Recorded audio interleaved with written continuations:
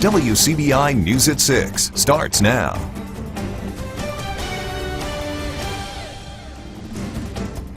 Good evening and thank you for joining us. I'm Selena Schaefer. It's been 5 weeks since President Donald Trump took office. He's seen both support and opposition to decisions he's made so far. Those who oppose are raising their voices at rallies and town hall meetings across the country. WCBI's Parker King joins us live in the studio to tell us how Mississippians are voicing their concerns. Parker? Selena, citizens from across the state gathered earlier today at the Burns Belfry Museum in Oxford for a sort of town hall open forum to discuss issues that they feel strongly about and hopefully get answers from the leaders who represent them in Washington. Gathering in the hundreds, Mississippians came to Oxford for a common cause. Many say it's to protect their freedom. America's a beautiful, wonderful place. And all the things we talked about today are what makes it beautiful. Some of the issues on their minds: workers' rights, education, and the LGBT community. Some at this forum don't believe these are the priorities for the Trump administration. State lawmakers and congressional leaders were invited to the forum, but none showed. Still, people voiced their opinions about the issues, many getting applause from the other attendees. We had people from Jackson here, we had people from DeSoto County here, and Tupelo, so we actually kind of had northern Mississippi represented, and it actually overwhelms me a little bit. Moving forward, one of our next steps, getting organized, but it also it's really great to know that I'm not alone, and we're not alone, and we are a group, and we have a voice. Participants say they often feel silenced, but this was a platform not only to talk about problems, but also propose solutions. I feel like a lone voice crying in the wilderness sometimes, living in a red state. I've been looking for somewhere to go and say, hey, this isn't right, it's wrong. It felt good. It really did, to know that I wasn't the only person. In Oxford, Parker King, WCBI News. More of these town hall meetings, forums, and walks are being planned in the coming months across the state.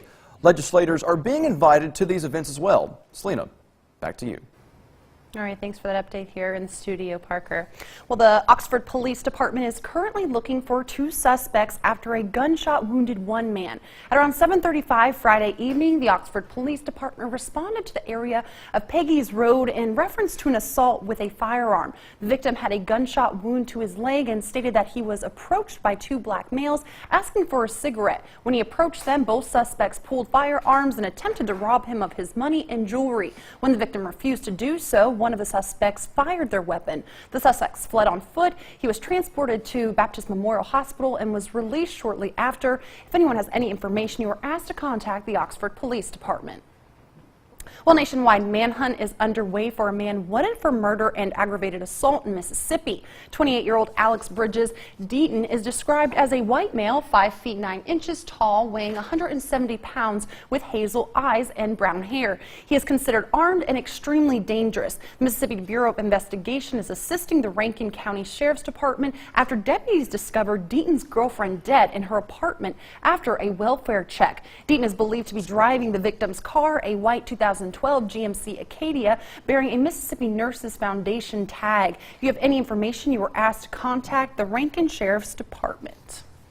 It's been no secret that the Columbus Police Department has been understaffed and is in need of some new officers. In efforts to assist the need, the department held a career fair and open house at their station Saturday. Potential applicants had the opportunity to see the latest crime-solving technology. Officers hosted canine, firearms, and crime scene demonstrations. Columbus Police Chief Oscar Lewis says that he has plans to showcase the department quarterly until more than 20 vacant positions are filled. Today is about recruitment. We're looking at interested people today that think they want a career in law enforcement, and that is why we're putting on this demonstration today to showcase what we do as a police department. I solely came out today to search for a career. I've been searching for a career for a while, and the Columbus Police Department, they need a lot of people, they need a lot of help. I feel like I'm that type of guy who would like to go into this field and check this field out and see what this field is all about, so I'm all for it. As well, and she's If you missed today's career fair, Chief Lewis says that you can always apply online or stop by the station and complete an application there. Well, the FBI has joined an investigation to determine whether a shooting that killed one man and injured 2 others at a crowded bar in Kansas is in fact a hate crime. Dean Reynolds has a story. 2 down, gunshot wounds to the chest. I've got a 3rd with a wound to the hip. Patrons told Kansas police Wednesday night a man had yelled, "Get out of my country," at 2 customers before opening fire and fleeing the scene. It looks like a white male with a scarf on his neck and medals on his chest. 5 hours later and 70 miles away in Missouri, police arrested a suspect, 51-year-old Adam Purinton. Police said Purinton had allegedly disclosed to a bartender that he'd shot 2 Middle Eastern men. But they weren't Middle Eastern. They were Indian Hindus here on work visas for jobs in high tech. 32-year-old Srinivas Kujibotla was killed and 32-year-old Alok Modasani was wounded. A 3rd man, 24-year-old Ian Grillett of Grandview, Missouri, was also shot after he tried to intervene. I was just doing what anyone should have done for another human being. It's not about where he's from or his ethnicity. We're all humans. Kujibotla will be buried in India, where his family was shocked and directed some anger at President Trump, as did Indian news media. But at the White House, Press Secretary Sean Spicer said any attempt to connect the president's rhetoric on immigrants to the tragedy in Kansas would be absurd. The suspect was moved here to Kansas on Friday. Authorities have not yet decided whether to charge him with hate crimes, though he has been charged with murder and attempted murder. His first day in court will be here on Monday. Dean Reynolds, CBS News, Olathe, Kansas. Meanwhile, White House officials are striking back at a report that they tried to get the FBI to publicly refute a news story that was unflattering to the Trump administration. Craig Boswell is at the White House with more details.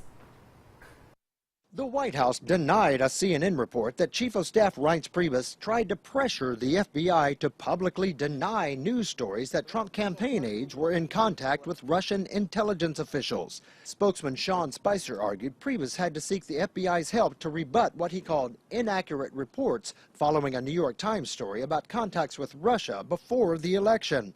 In an off-camera briefing that some news organizations were barred from, Spicer said the FBI contacted the White House first. I find a lot of this offensive. When you talk about us pushing back on something that doesn't exist, at some point answer the opposite, which is what were we supposed to do when presented by information by them? Sit back and do nothing? The FBI has not commented. President Trump had a busy day at the White House. He signed an executive order rolling back restrictions on business, welcomed Peru's president, and met with former primary rival John Kasich. The Ohio governor said he harbors no ill will after a bitter campaign. It's sort of like being on an airplane. You want to root for the pilot. Earlier, the president continued his tirade against the news media at a gathering of conservative activists. They are the enemy of the people because they have no sources. They just make them up when there are none.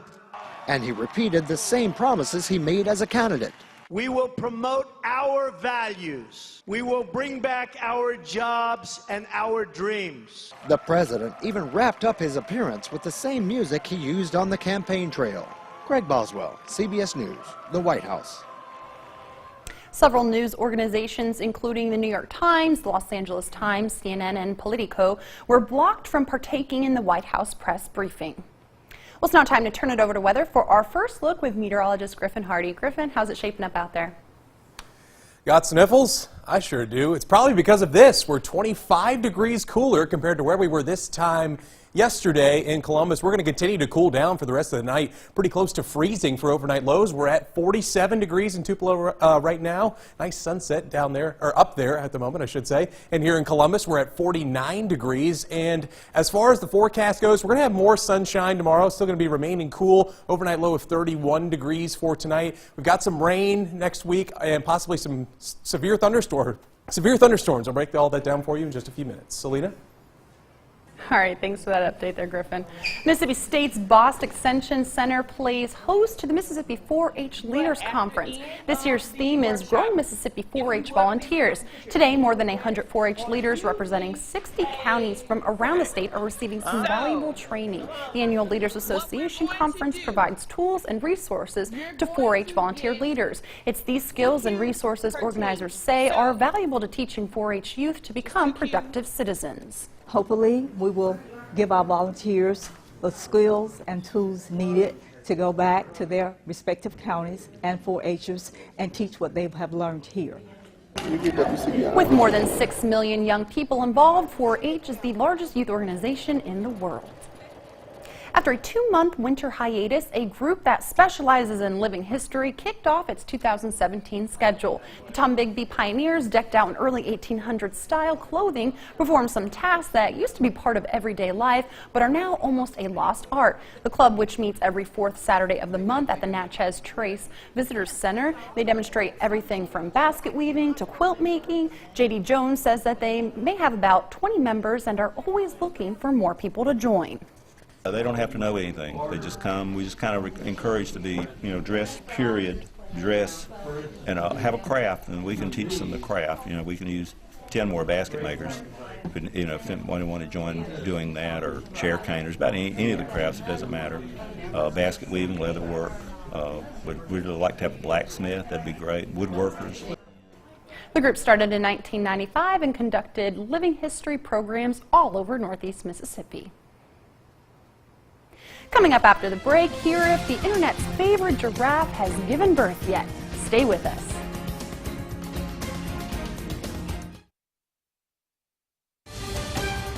You're watching WCDI News at 6 with Selena Schaefer. Welcome back. It's the giraffe everyone's talking about. April, the pregnant giraffe, has been captivating the internet for almost a week now as we all watch patiently for her to give birth to her 4th calf. Here's the latest on April and her baby-to-be.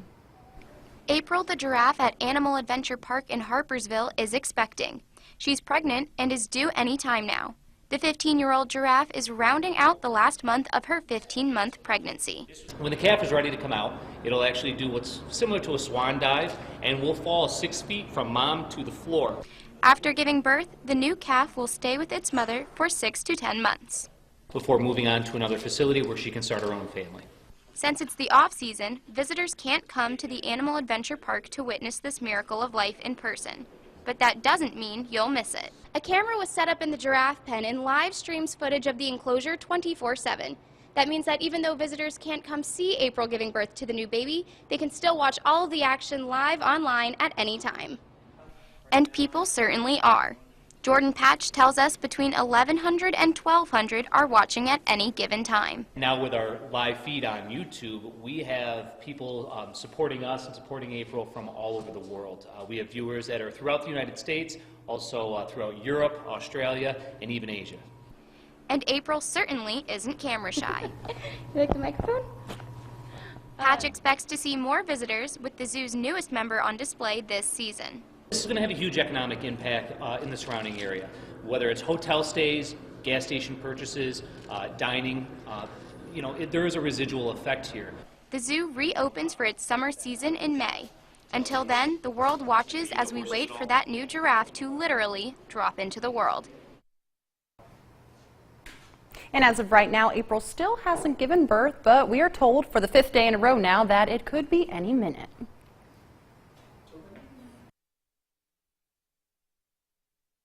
Florida, and then we're now down to the upper 40s here in Columbus. I'll show you just how cool we're going to get and show you when some rain and storms will get here in your 7-day forecast right after the break. Your first alert weather forecast with meteorologist Griffin Hardy. Well, as you've probably noticed this evening, we're much cooler compared to where we were this time yesterday. Anywhere from 20 to 25 degrees across the region. The cool down has officially begun, and our current temperatures are sitting right at the 45 to 50 degree mark, 50 in Vernon, 49 in Columbus, 49 in Amory, 48 in West Point, and 46 in Starkville. Will continue to cool down for the rest of the night tonight. Mostly remaining clear, though. Overnight lows, though, close to freezing at 31 degrees. And that is what's been causing personally some sinus problems. When you have these big temperature shifts, they can give you the sniffles, so to speak. So keep an eye on, or just be aware of that.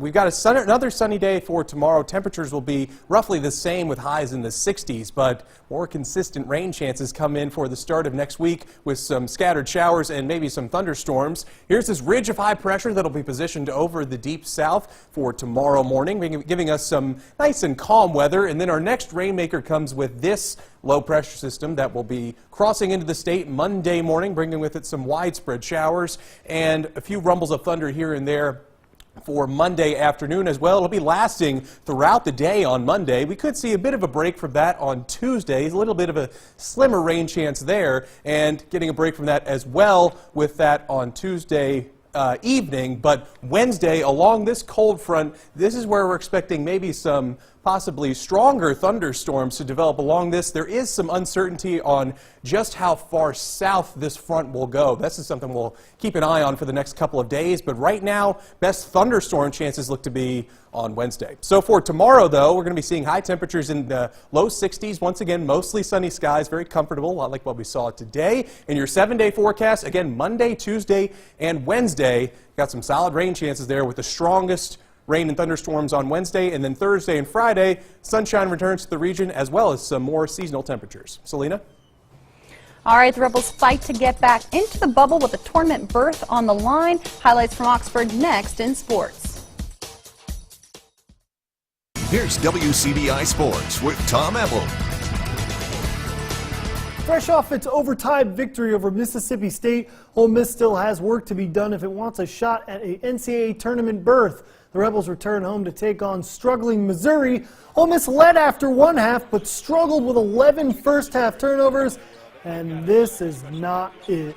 Folks, we look like we're having a problem with our video playback because these are not highlights from today, so we're just going to skip that and go to Ole Miss actually won today, 80-77. They squeaked by with a big second half after a struggle in the first half, so we'll have the highlights of that coming up at 10. And the exact opposite can be said today about Mississippi State. The Bulldogs are trounced on the road against Vanderbilt, 77-48. Vanderbilt connected on 14 three-pointers on nearly 50% shooting from the field. Quindary Weatherspoon was the only Bulldog to score in double figures. Mississippi State has now lost its last 6 and faces a rematch with South Carolina in Columbia coming up on Tuesday. To the Diamond we go. Mississippi State looking to make it 6 straight games with 8+ runs scored. Just need to hang on to a late lead. Let's head to Dudy Noble for the first game of the doubleheader today for the Bulldogs, taking on the Red Foxes of Marist. Here, Bulldogs struggled early on. Tyler Kapuzinski with a blooper in the left. That scores Matt Rabayo. Marist would lead 3-1 after 2 innings.